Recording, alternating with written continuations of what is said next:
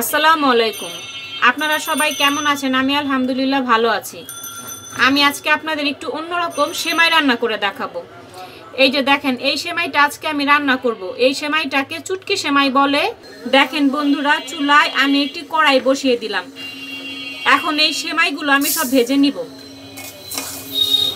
হালকা বাদামি কালার করে ভেজে নিব।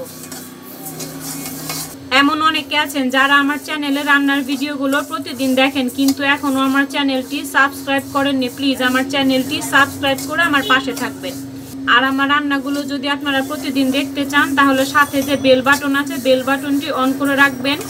আমি যখনই রান্নার ভিডিও দিব আপনারা নোটিফিকেশন পেয়ে যাবেন।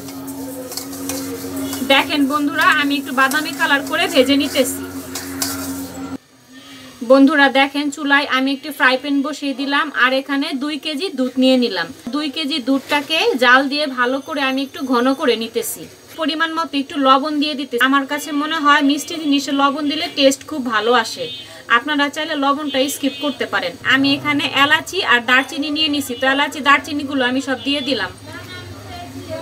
বন্ধুরা দেখেন, সেমাইগুলো আমি বাদামি কালার করে ভেজে নিছি, তো সেমাইগুলো এখন আমি দিয়ে দিতেছি। দেখেন বন্ধুরা, আমি সেমাইগুলো দেওয়ার পর অনবরত এভাবে নাড়াচাড়া দিতেছি। নাড়াচাড়া কিন্তু থামা যাবে না, তাহলে নিচ থেকে লেগে যাবে। আপনারা এটাকে চুটকি সেমাই বলতে পারেন বা চুই সেমাই বলতে পারেন, এমনকি চুটকি পিঠা বা চুই পিঠা বলতে পারেন। যার যেমন ইচ্ছা আপনারা বলতে পারেন। দেখেন বন্ধুরা, চুটকি সেমাইটা কিন্তু আমার একদম ঘন হয়ে গেছে, আর এটা কিন্তু আমার ফুটে গেছে। তো দেখেন বন্ধুরা, সেমাইটা কিন্তু আমার ফুটে গেছে। ফুটে যাওয়ার পর আমি এই বাটির মাপ দিয়ে 1 বাটি চিনি দিয়ে দিলাম। দেখেন বন্ধুরা, চুটকি সেমাই রান্নাটা আমার হয়ে গেছে। ঠান্ডা হলে আমি আপনাদের পরিবেশন করে দেখাচ্ছি। দেখেন বন্ধুরা, চুটকি সেমাই রান্নাটা আমার একদম রেডি হয়ে গেছে।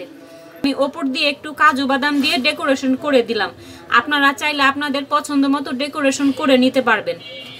আপনারা সবাই সুস্থ থাকবেন, ভালো থাকবেন। আসসালামু আলাইকুম।